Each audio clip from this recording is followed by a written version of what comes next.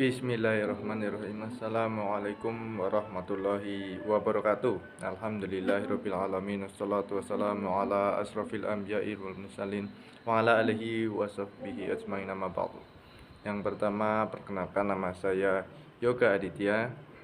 Pada kesempatan kali ini saya akan menjelaskan materi tentang Structure Equation Modeling atau SEM.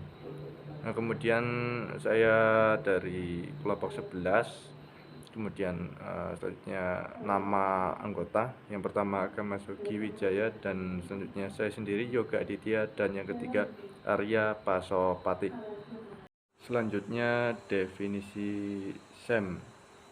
Structural Equation Modeling atau SEM adalah jenis model statistik yang dapat menjelaskan hubungan di antara banyak variabel menurut Al-Hakel tahun 1997. Jadi dengan menggunakan SEM, peneliti dapat mempelajari hubungan struktural yang diekspresikan oleh seperangkat persamaan yang serupa dengan seperangkat persamaan regresi berganda.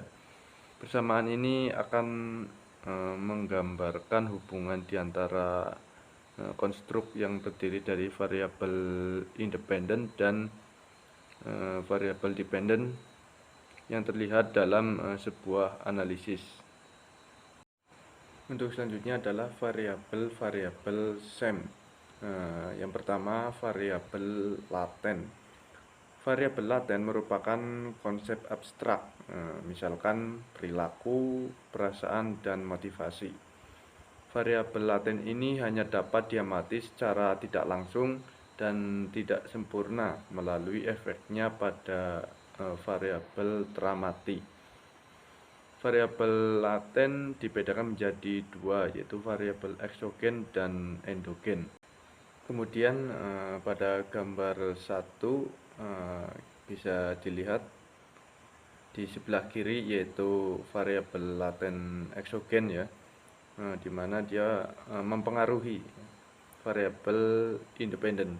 Sementara yang di sebelah kanan, yaitu variabel laten endogen, itu jelas di sebelah kirinya persis terdapat tanda panah yang mengarah kepada variabel laten endogen, di mana berarti variabel ini adalah variabel terikat gitu.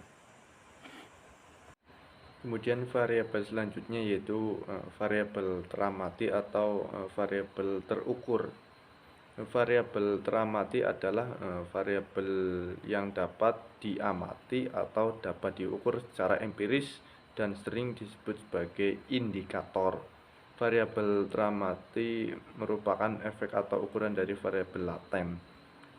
Pada metode penelitian survei dengan menggunakan kuesioner, setiap pertanyaan pada kuesioner mewakili sebuah variabel teramati. Variabel teramati yang berkaitan atau merupakan efek dari variabel laten eksogen diberi notasi matematik dengan label X, sedangkan yang berkaitan dengan variabel laten endogen diberi label Y. Simbol diagram jaluran dari variabel teramati adalah bujur sangkar atau 4 persegi panjang. Bisa dilihat ilustrasi gambar 2 di sini ditandai dengan kotak persegi panjang ya, yaitu variabel teramati yang merupakan efek dari variabel laten eksogen yaitu X, dan juga variabel teramati yang berkaitan dengan efek dari variabel laten endogen yang disimbolkan dengan huruf Y dengan gambar persegi panjang. Selanjutnya ilustrasi SEM ya. Misalkan penelitian di bidang MSDM misalkan telah dilakukan, telah teoritis menghasilkan hipotesis penelitian sebagai berikut. Yang pertama, pengembangan karir berpengaruh signifikan terhadap kepuasan karyawan. Yang kedua, pengembangan karir berpengaruh signifikan terhadap kinerja karyawan. Dan yang ketiga, terdapat pengaruh timbal balik antara kepuasan dengan kinerja karyawan. Di samping itu diperoleh bahwa setiap variabel diukur berdasarkan indikator-indikator sebagai berikut. Variabel pengembangan karir diukur oleh 10 indikator, yaitu X1.1 sampai dengan X1.10. Kemudian variabel kepuasan diukur oleh 6 indikator, di antaranya X2.1 sampai dengan X2.6. Selanjutnya variabel kinerja diukur dengan 6 indikator dengan X3.1 sampai dengan X3.6. Sehingga jika digambarkan dalam diagram jalur sebagai berikut, bisa dilihat di pengembangan karir di sebelah kiri dari variabel pengembangan karir terdapat 10 indikator ya, untuk mengukur ya pengembangan karir, karena pengembangan karir kan variabel yang abstrak atau tidak bisa diukur. Kemudian variabel kinerja dan kepuasan juga masing-masing terdapat 6 indikator untuk mengukur tingkat kepuasan dan kinerja karyawan. Tahapan dalam SEM. Menurut Widodo tahun 2006, SEM terdiri atas beberapa tahapan, yaitu sebagai berikut. Pertama, pengembangan model berdasarkan teori. Tujuannya adalah untuk mengembangkan sebuah model yang mempunyai justifikasi secara teoritis yang kuat guna mendukung upaya analisis terhadap suatu masalah yang sedang dikaji atau diteliti.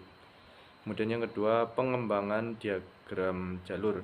Tujuannya adalah untuk menggambarkan model teoritis yang telah dibangun pada langkah pertama ke dalam sebuah diagram jalur agar peneliti dengan mudah dapat mencermati hubungan kausalitas yang ingin diujinya. Selanjutnya yang ketiga, yaitu diagram jalur atau path diagram. Dalam SEM digunakan untuk menggambarkan atau menspesifikasikan model SEM dengan lebih jelas dan mudah. Jika dibandingkan dengan model persamaan matematik, untuk dapat menggambarkan diagram jalur sebuah persamaan secara tepat, perlu diketahui tentang variabel-variabel di dalam SEM, beserta notasi dan simbol yang berkaitan.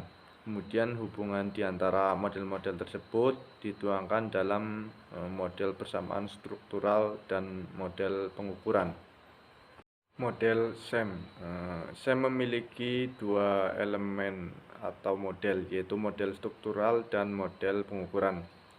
Model struktural, model ini menggambarkan hubungan di antara variabel-variabel laten.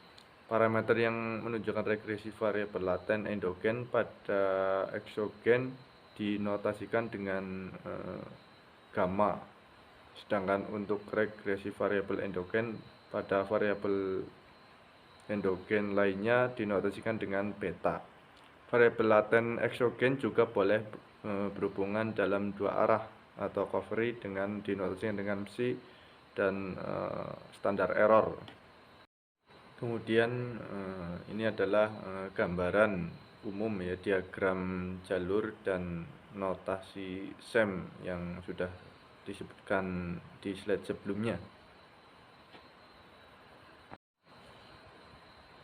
Persamaan dalam model struktural dibangun dengan persamaan laten endogen sama dengan laten endogen ditambah laten eksogen ditambah standar error.